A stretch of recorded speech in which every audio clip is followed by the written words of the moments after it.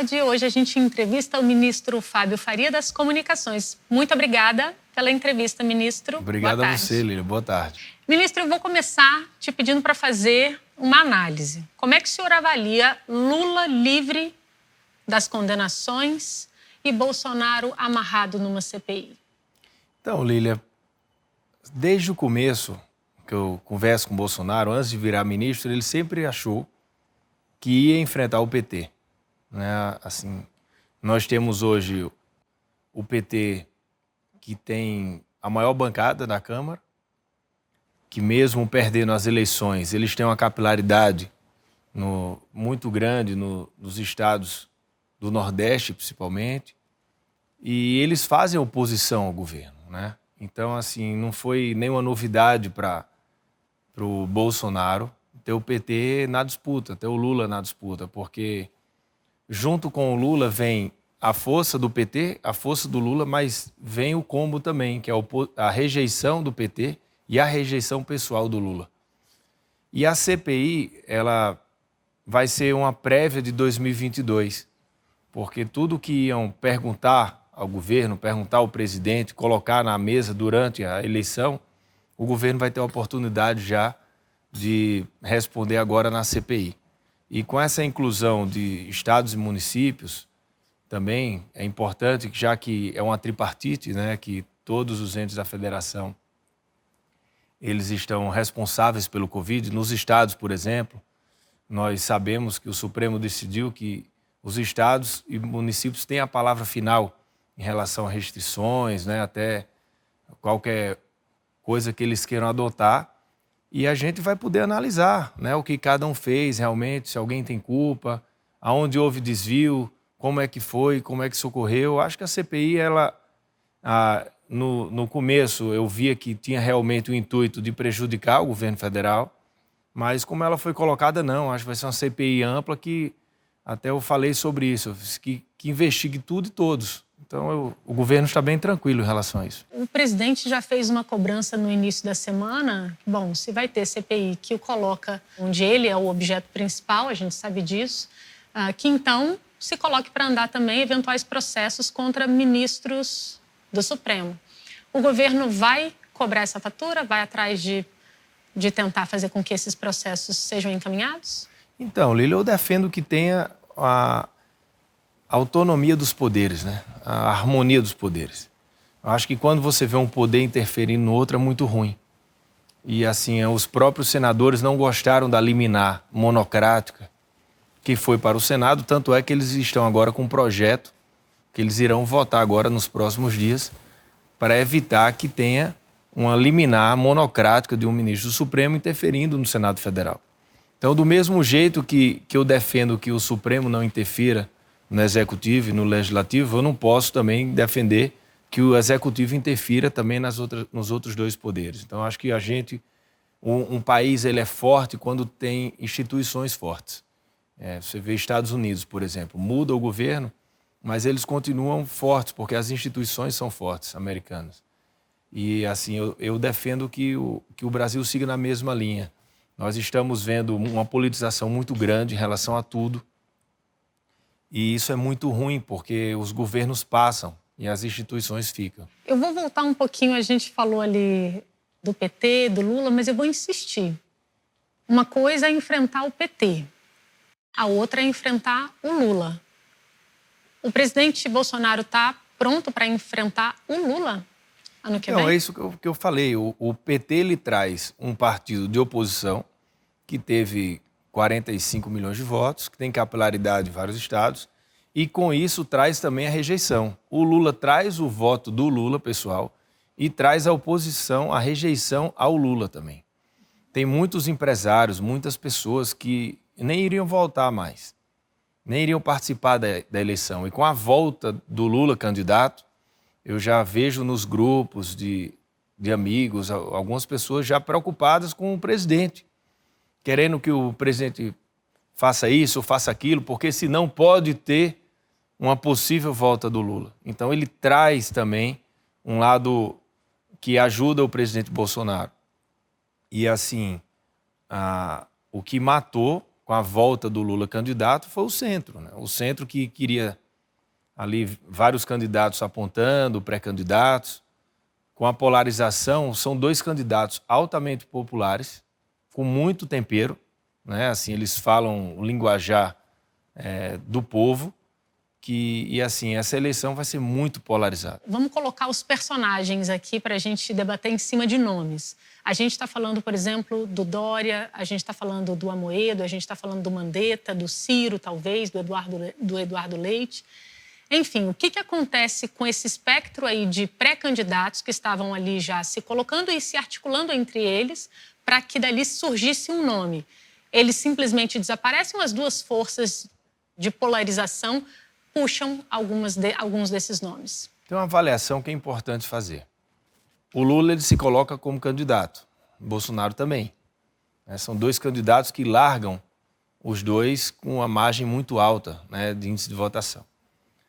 Quando houve um manifesto, por exemplo, na semana retrasada, juntaram 6 para fazer um manifesto, porque eles sabem que se individualizar fica muito frágil.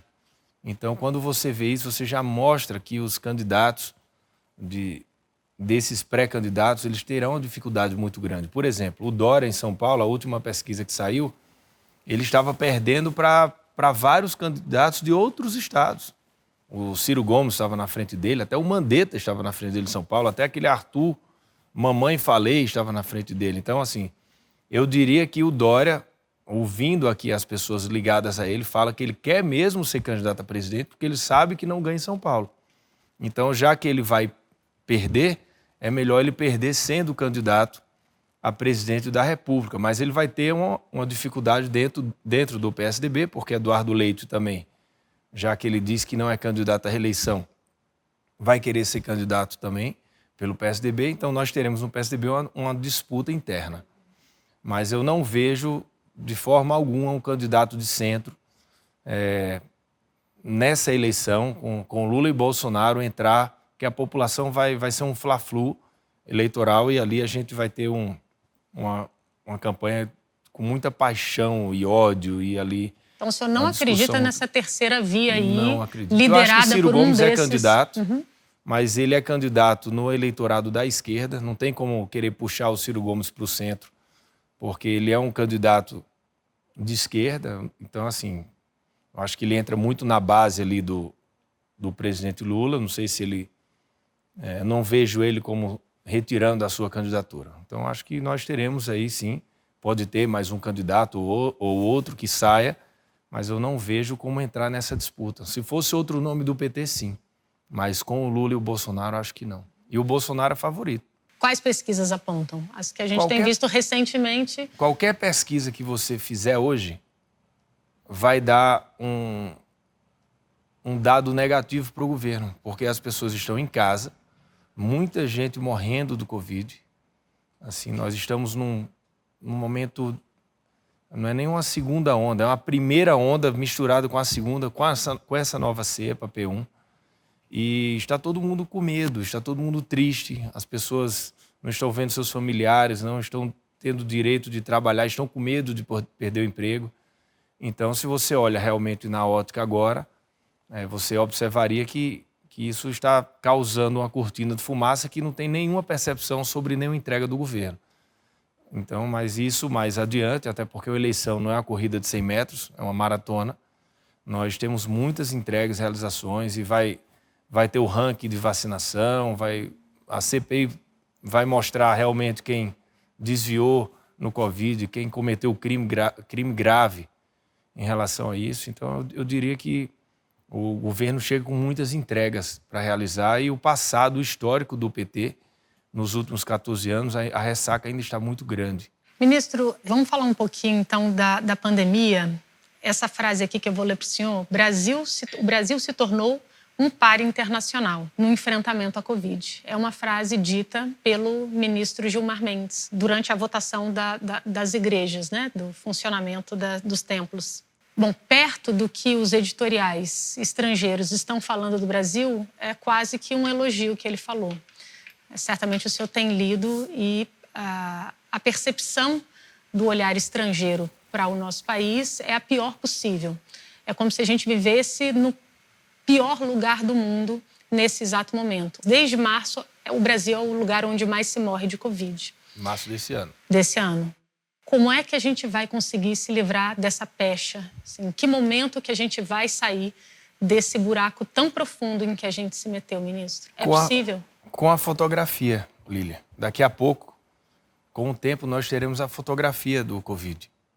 E a fotografia vai mostrar país por país, vai mostrar a realidade. Você não tem como falar, por exemplo, que o Brasil foi o quinto país que mais vacina. Mas está falando por números absolutos. Tem gente que reclama disso. Aí faz, então por que vocês colocam mortos por números absolutos? Então a medição tem que ser a mesma. Então vai ser em relação ao país que mais vacinou por milhão, que mais tiveram mortes por milhão, ou o país que mais teve mortes por números absolutos, vacinas absolutos. Eu vejo hoje, nós estamos em quinto já. Daqui a pouco iremos passar o Reino Unido. O Brasil vai ser o quarto país, só atrás de Estados Unidos, Índia e China, que eles produzem o IFA. São produtores de vacina. Então, o Brasil é o primeiro país do mundo em ranking de vacinação que não é produtor de vacina. Aí você diz, mas a mídia é muito contra o presidente. É sim, porque o presidente ganhou do PT. O Lula foi eleito 2 vezes, a Dilma 2 vezes, né? Teve um processo de impeachment. E a relação do Lula era muito forte com a esquerda internacional. E a maioria dos países da Europa, a mídia ela é dominada pela esquerda. Nos Estados Unidos também, porque isso é normal, é natural, isso só vai acontecer ao longo de décadas, com o tempo. E assim, o governo errou em não ter respondido todos os ataques. Eu acho que isso aí mudou. Tenho visto agora os ministros, quando tem algum ataque, quando tem alguma coisa que a gente considera relevante, a gente tem respondido lá fora. E é impressionante ver a quantidade de vezes que a Dilma fala, o que o Haddad fala, o que o Lula fala em algum jornal internacional, que é uma relação muito próxima. E o Bolsonaro é visto como o quê? Como um dos últimos, um dos únicos presidentes da direita no mundo, de uma grande potência. Então, existe ali um conjunto de países, de presidentes que usa a imprensa também para tentar eliminar o Bolsonaro. Então, isso faz parte do jogo. A gente tem como enfrentar mostrando nas fotografias. E as pessoas vão analisar com calma, sem paixão. O senhor é um entusiasta do vacinômetro, né? A gente Sou. vê nas redes sociais, o senhor está sempre ali compartilhando e mostrando. Quando é que a gente vai ver aquele vacinômetro com o mínimo de pessoas necessário para poder a gente cumprir o Plano Nacional de Imunização, a ponto de ver um resultado consistente na queda de casos e, consequentemente, no número de mortes? O governo sabe dizer, vocês têm uma programação consistente de quando é que vai virar essa curva? Eu tenho uma certeza absoluta que ninguém sabe tudo sobre o coronavírus. Ninguém. Ninguém, quando eu falo, não é só no Brasil, no mundo inteiro. Então, nós já tivemos... Tem países que estão na 4ª onda. E, assim, tem países que já estão na abertura. Que estão, os Estados Unidos. Mas já teve um aumento de casos. Israel, Reino Unido. Israel, Estados Unidos, Reino Unido reduzindo um pouco, mas não tanto como gostariam. Nós sabemos só de uma coisa, o que precisamos é de vacina. A vacina é o que vai nos dar a condição total de ter a nossa vida normal de volta, Mas, mesmo assim, nós aqui e acolá, a gente ainda vê algumas notícias desfavoráveis que aconteceu, enfim, mas a nossa torcida é para que a gente possa vacinar toda a população. Porque só com vacinação a gente vai ter o Brasil de volta. E, assim, todas as forças do governo, todos os ministérios, todo mundo está trabalhando em relação a isso. Agora mesmo, eu não sei com o embaixador americano, vim de lá para dar essa entrevista. Pedir por vacina. Eu tenho certeza que se qualquer ministro for almoçar com qualquer embaixador, vai tratar de vacina. Isso é um pleito nosso. E, assim, o que a gente puder fazer para que as vacinas deem certo, é que elas funcionem. Se tem algum problema que acontecer em algum país, a gente já para tentar resolver aqui, porque quanto mais vacinas que a gente possa ter e que elas funcionem, é melhor. Então, por isso que eu coloco o vacinômetro, porque todo dia nós estamos vendo o número de mortes, que tem que ver mesmo, porque o mundo todo está acompanhando em cada país. Mas a gente também tem que acompanhar o lado bom. Estamos correndo com vacinação. O Brasil está vacinando 1 milhão de pessoas por dia, pode chegar a 2. Podemos chegar a 2 milhões por dia. Então, eu vejo aí Você fez uma pergunta que eu não tenho como responder. Quando é que a gente vai ter a vida normal? Mas eu diria que a gente vai ter muito na frente do que vários países grandes. Por exemplo, nos Estados Unidos, somente em Nova York, eles têm uma programação ali de recuperação econômica muito forte. Só para a área de bares e restaurantes, eles vão investir 6 bilhões de dólares, porque é um setor que foi massacrado em função da pandemia. Outros 4 bilhões de dólares, estou falando só de Nova York, para o setor de educação. Aqui a gente sabe que a situação já é de terra arrasada hoje e depois, quando a vida voltar ao normal, claro, você tem muitos comerciantes que vão sofrer ainda amargar durante muito tempo essa crise. O que o governo pode fazer para poder ajudar na retomada e amenizar os estragos econômicos aí que a gente sabe que ainda vão levar muito tempo, né? Lília, essa pergunta é bem interessante, porque o Bolsonaro foi criticado muito no começo. O presidente, quando ele disse, nós temos 2 grandes ondas, a saúde e o desemprego. E nós temos que atacar as duas da mesma forma.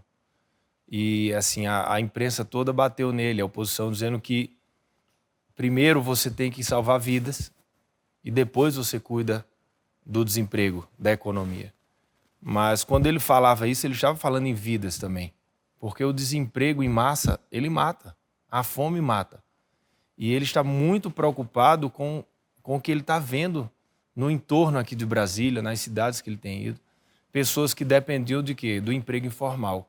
Que era o vendedor de cachorro-quente, da festa, o que vendia cerveja na praia, o que vendia o refrigerante no estádio de futebol. Essas pessoas, elas não procuravam emprego.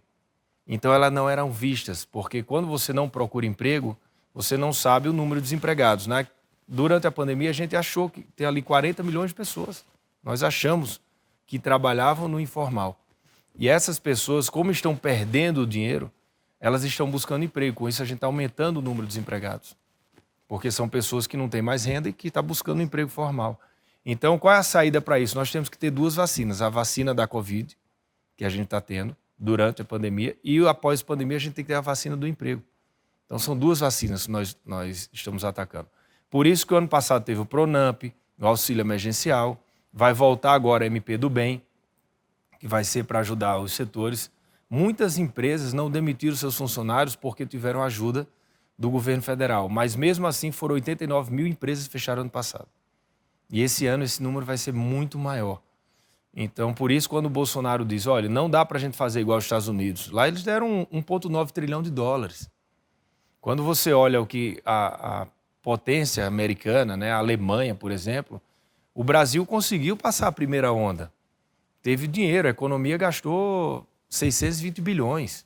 Um ano excepcional, mas não dá para a gente ficar em lockdown a vida toda, dando auxílio emergencial e bancando as empresas. Por isso que o presidente diz, olha, vai chegar uma hora que vai ter um caos. Porque essa bolha vai estourar porque não tem o dinheiro para bancar e a pessoa que está morrendo de fome, ela sai atrás de comida. É desesperador você ver um filho seu passando fome. Então essa é uma grande preocupação que ele tem. Não que não tenha preocupação com a Covid, é da mesma forma, porque são pessoas que estão morrendo e que a gente tem que evitar. Entendeu? Então, assim, isso vai ter que ter. A vacina do emprego vai ter que ter. Depois que houve a decisão do presidente do Senado, Rodrigo Pacheco, da CPI única, incluindo também os estados e os municípios, o senhor no Twitter escreveu assim, quem tem frio que puxe o cobertor. Onde é que a temperatura caiu, ministro, e onde é que ela deve esquentar? Que cada um sabe o que fez no verão passado. Então, quem tem frio, puxa o cobertor. Quem não tem frio vai ficar tranquilo.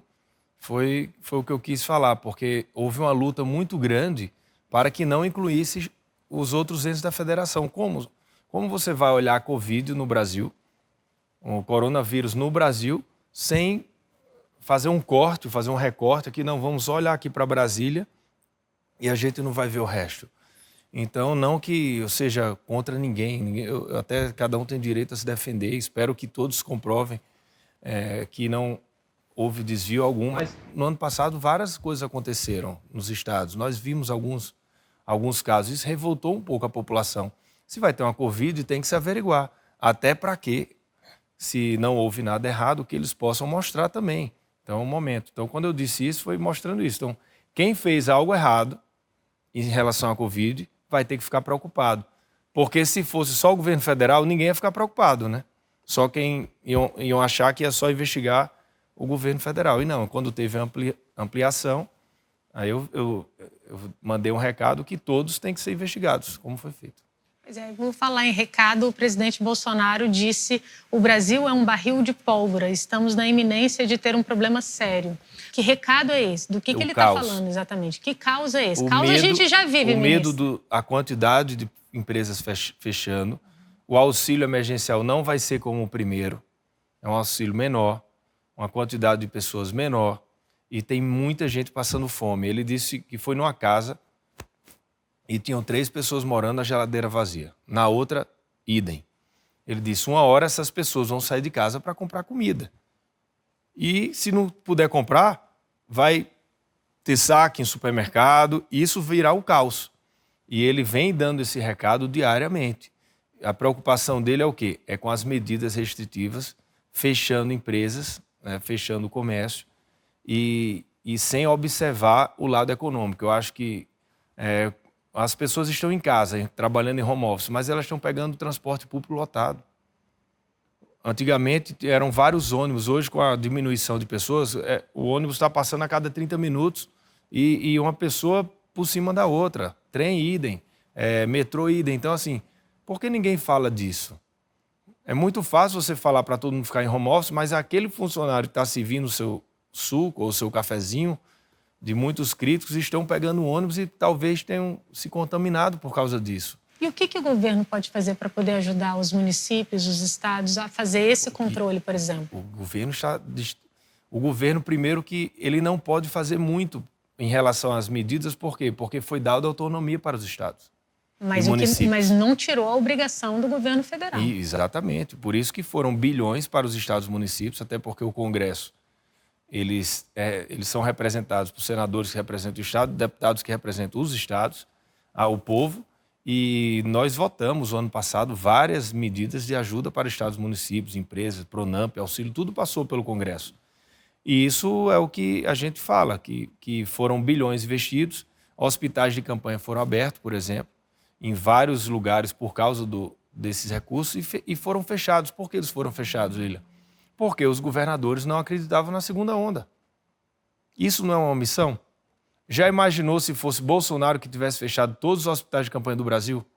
O que era que estávamos vendo? Bolsonaro, assassino, genocida, porque fechou os hospitais de campanha. Foi um erro. Qual é a linha que a gente viu na imprensa culpando, alguém chamando o governador de genocida porque fechou o hospital de campanha? O senhor acha que essa responsabilidade deveria recair em cima dos governadores? Ninguém está errando de propósito.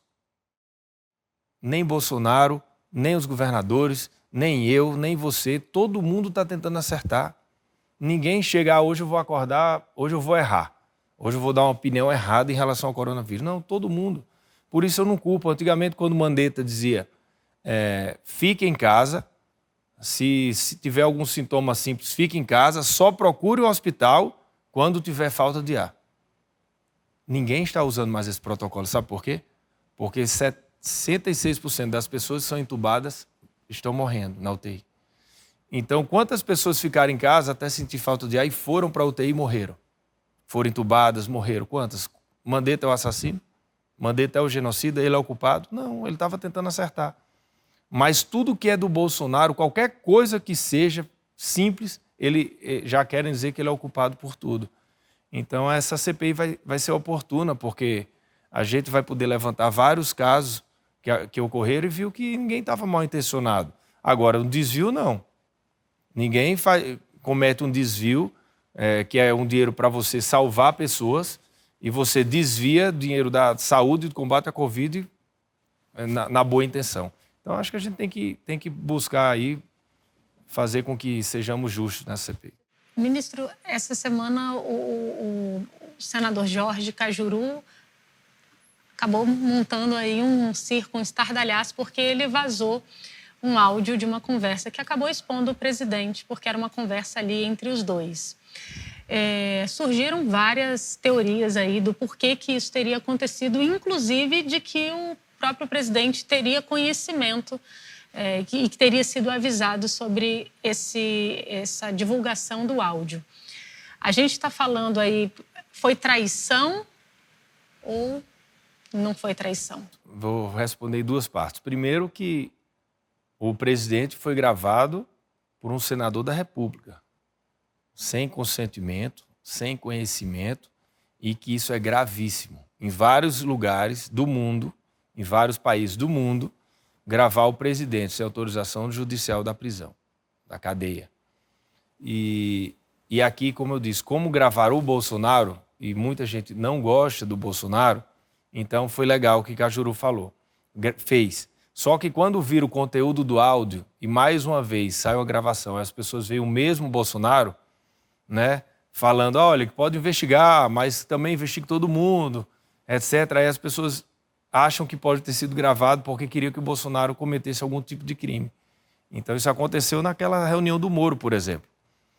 Foi um estardalhaço e quando abriram o vídeo, o conteúdo do vídeo, as pessoas viram o mesmo Bolsonaro, né, que as pessoas votaram. Então ele é essa pessoa mesmo. Então, tanto é que o filho dele, o senador Flávio, entrou com um processo no Conselho de Ética do Senado, dizendo que o pai foi gravado de forma injusta e que colocou o vídeo também sem o consentimento. O vídeo não, o áudio. O áudio, né? O senhor falou em entrevista recente em acabar com o deserto digital até 2028.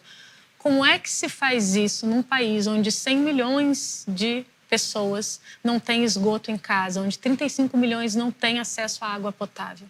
Então, cada ministério trabalha dentro da sua área, né? Nós temos hoje são 23 ministérios. Não é porque o Ministério da Saúde está investindo em saúde que está tirando o investimento de ciência e tecnologia. Cada área tem que funcionar. E assim, a internet hoje virou atividade essencial. Se você chega num restaurante, por exemplo, muitas vezes você pede antes a senha do Wi-Fi do que o cardápio. E imagine isso em casa, né? Muita gente, estou com depressão, não aguento mais ficar em casa, mas tem Netflix, tem Wi-Fi, tem internet funcionando, tem comida com a geladeira cheia, só que tem 45 milhões de brasileiros que não têm internet. E esses 45 milhões de brasileiros estão perdendo um ano mesmo, porque não estudaram, não tiveram acesso à educação, não estão visitando os parentes de forma virtual. E agora a gente vai ter o leilão do 5G. A gente colocou no leilão do 5G que uma das obrigações do leilão, que entrar um dinheiro para o Estado brasileiro, para a União, que a gente fizesse de forma de investimentos para o setor de telecomunicações, que é levar a internet para todos os brasileiros. Então, isso é uma... Você pode dizer como é que está o andamento, em que fase que está? Porque tem todo um processo burocrático aí, né? Então, a Anatel fez o edital, Isso. passou para o TCU. O TCU está finalizando né, ali, eu acho que mais uns 30 dias, não quero falar pelo TCU, mas creio que mais uns 30 dias eles estarão fazendo todas as observações e vai mandar de volta para a Anatel, e a Anatel vai, em 40 dias, realiza o leilão. Então, nós estamos falando aí em torno de, em julho, provavelmente em meados de julho, nós teremos o leilão acontecendo. 5G, o que na então, prática o brasileiro vai acontecer? hoje, eu gosto de falar de uma forma mais clara para que a população possa entender. Hoje as pessoas estão usando o Waze para ir para algum endereço. Elas estão usando o Uber, por exemplo. E isso só ocorreu por causa do 4G. FaceTime, 4G que trouxe, né? Envio de áudio, você falar com uma pessoa no Japão, 4G. Então, ela modificou a vida das pessoas. O 5G vai modificar a vida das indústrias, das empresas.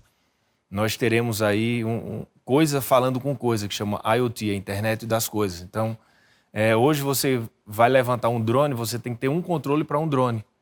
Então, como é que você vai, por exemplo, ver se na Amazônia está tendo, sei lá, incêndios ou desmatamento com um drone? Se você precisa colocar ali 100 drones, você tem que ter 100 pessoas manuseando. Com a internet das coisas, com o 5G, uma pessoa só vai poder manusear os 100, vai poder... Porque o drone fala com o outro, é coisa falando com coisa. Aí você vai ter uma eficiência muito grande no agronegócio, você vai ter um carro sem motorista, um táxi sem motorista, um drone levando pessoas sem motorista.